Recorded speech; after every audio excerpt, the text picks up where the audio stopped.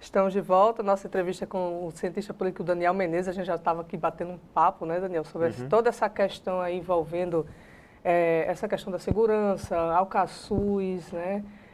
Mas a gente estava agora, nesse momento mesmo, falando sobre a questão do desmentido do governador para a revista Época e para o Globo, né, que divulgaram que ele teria autorizado aí uma negociação com uma das facções criminosas que estão atuando nesse caos completo que a gente tem visto, né, no sistema penitenciário. Como é que você viu toda essa questão, Daniel? Boa tarde a todos. Eu primeiro estranhei o modo como a notícia se espalhou, né? Porque é estranho a notícia, geralmente, o fato como é local, ele começa na sua região e aí, posteriormente, quando ele é muito grave, ele atinge as páginas nacionais, né? A gente teve um movimento inverso acontecendo agora. O Globo disse que tinha uma informação, o jornal o Globo, essa informação chega no Globo e aí, a partir daí, os blogs e portais locais passam a repercutir aquilo que foi dito por um jornal nacional, um jornal de circulação nacional. Eu vi com estranheza porque, apesar de não ser jornalista, as pessoas citadas, elas efetivamente não foram consultadas. Pois é, né? Desmentiram tudo, né? E aí desmentiram tudo, né? Foi o mesmo grupo de comunicação que deu a notícia, o Globo junto com a Época, né? E aí as pessoas citadas alegaram que não disseram aquilo, né? Até porque, vamos ser sensatos, independentemente da forma como você enxerga a crise, é preciso compreender que um governador jamais iria negociar com o PCC. Inclusive, foi imediatamente bombardeado de críticas de vários jornalistas nacionais, né, em relação à falsa notícia de que ele teria autorizado. Todo mundo ficou chocado, né? Porque assim, realmente é impensável isso, né? Porque vamos tentar imaginar a situação que é por si só inconcebível. Imagina o governador pensando assim, não, vamos negociar com os criminosos para ver se eles acalmam a situação. Ora, isso não existe. Pois é. Né? E aí, a revista, sobretudo a Época, que colocou aspas nas afirmações, né? alegando ser fala direta do secretário. Secretário de Justiça, Valber Virgulino. Né? Ficou ficou com a batata quente na mão, né?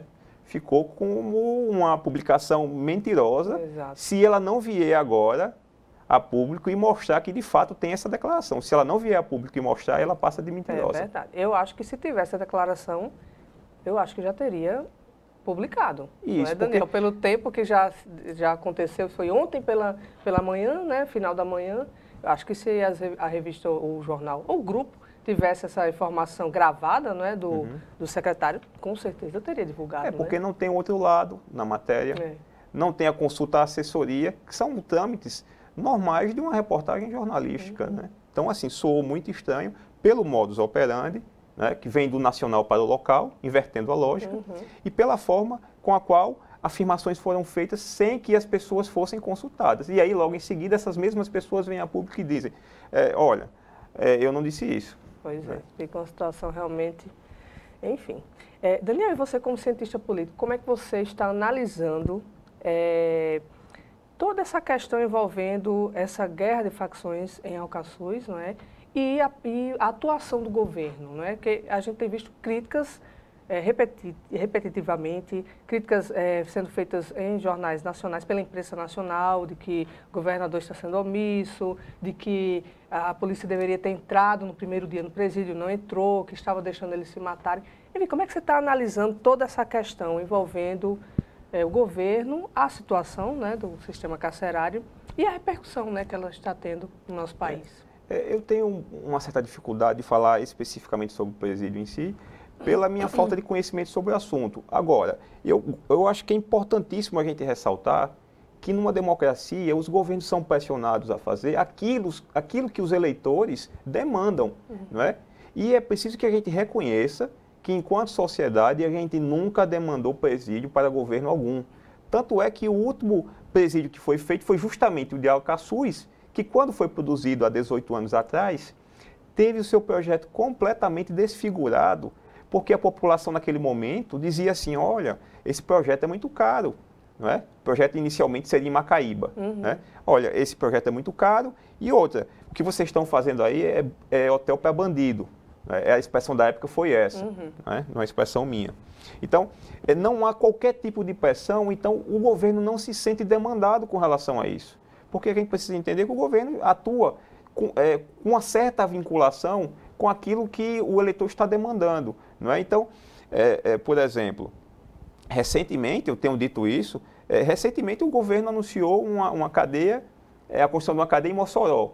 Não é? Qual foi a reação? Foi uma revolta. Revolta. Alguns deputados, num certo oportunismo, né, já agiram no sentido de liderar um movimento contra a construção da cadeia. Algo recorrente, que também ocorreu, por exemplo, em Ceramirim, né?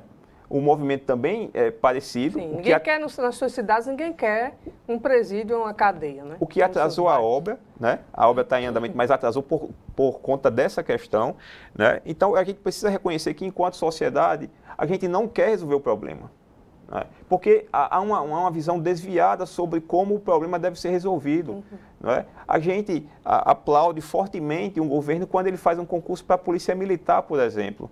Mas a gente reprova ou não dá a devida importância quando um concurso para agente penitenciário é divulgado. Né?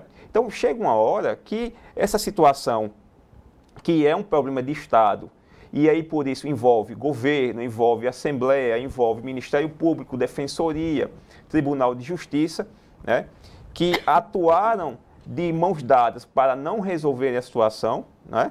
Chega uma hora que a batata esquenta, a situação explode. Né? Se não existir a demanda por mais presídios e pela construção de presídios com o mínimo de dignidade, eu suspeito que essa situação ela irá acontecer novamente lá na frente. Sim, inclusive a gente já esperava e que isso que a gente está vendo acontecesse em algum momento, né? Isso. Já sabia que iria acontecer, não sabia quando. Eu acho que o governador teve o azar de ter sido no governo dele. A situação ela vem sendo varrida para debaixo do tapete há décadas. Exatamente. Né? Eu vi uma informação na imprensa nacional em que o fundo penitenciário, que é um fundo magrinho, é um fundo de 300 milhões de reais para todo o Brasil, né, que é utilizado para a construção de presídios e manutenção dos já abertos, ele é contingenciado há mais de 10 anos. Pois é. Né?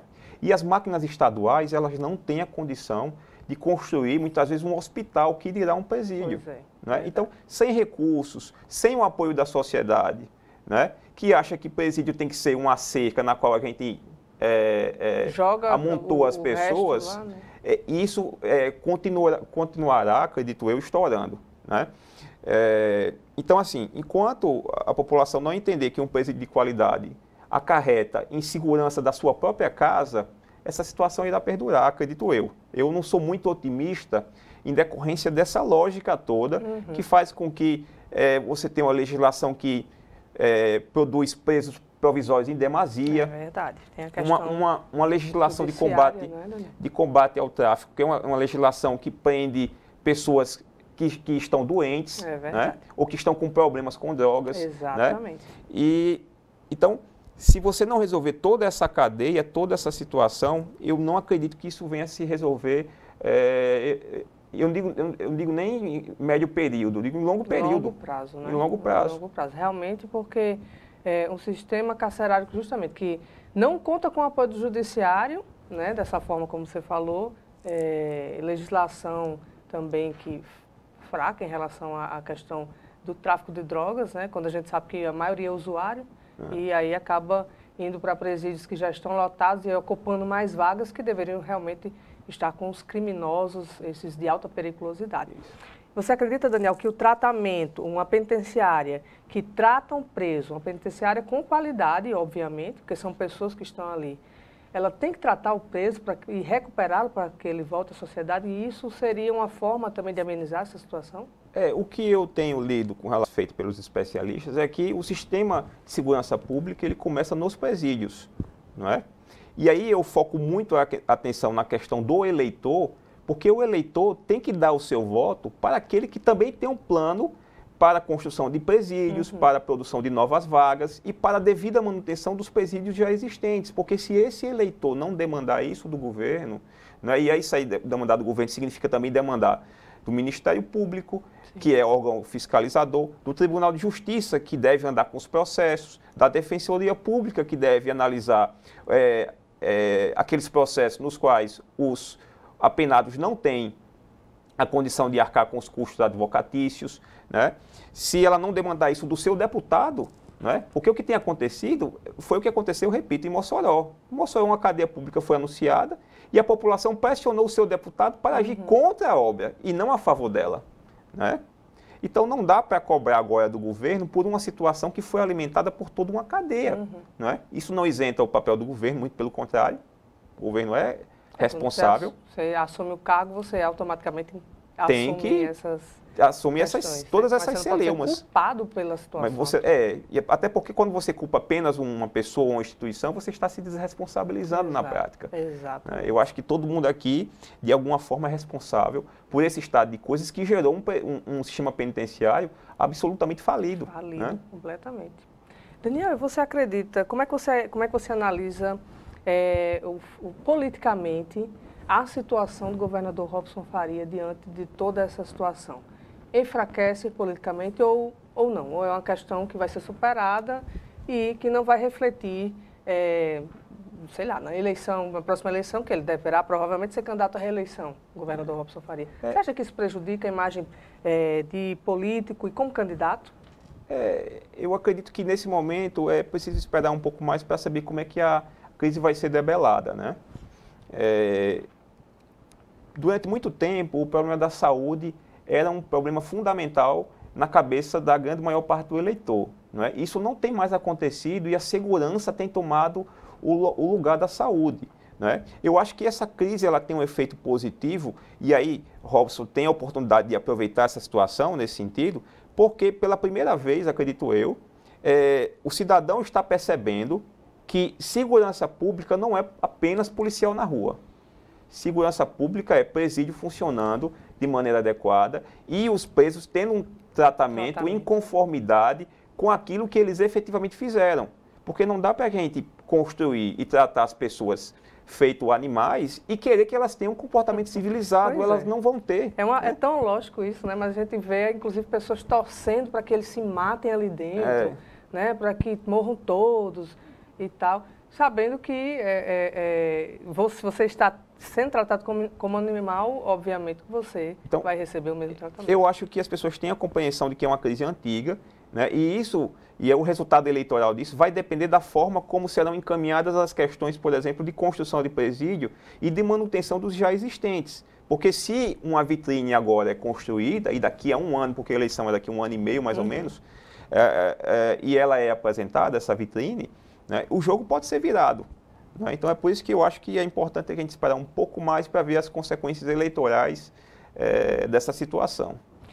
Só para informar, que a nossa produção estava informando que os ônibus da região metropolitana também não estão circulando, certo? Então não é só em Natal, na região metropolitana os ônibus também estão recolhidos, isso é uma prevenção, uma precaução, porque já houve várias perdas, né, Daniel, de ônibus e cada ônibus desse deve representar uma pequena fortuna aí para os empresários, né, do setor. Então realmente a gente tem que reconhecer essa perda aí. E outra informação a respeito dessa questão de segurança, que a gente estava vendo aqui até no WhatsApp, um grupo de jornalistas, do qual o Daniel também faz parte, de que os deputados estaduais vão se reunir na segunda-feira, numa convocação extraordinária, para discutir, focar nessa questão da segurança. Você acha que os deputados estaduais estão agindo de forma coerente e de forma, digamos, focando nessa questão da segurança? O debate é sempre positivo e tem agora um efeito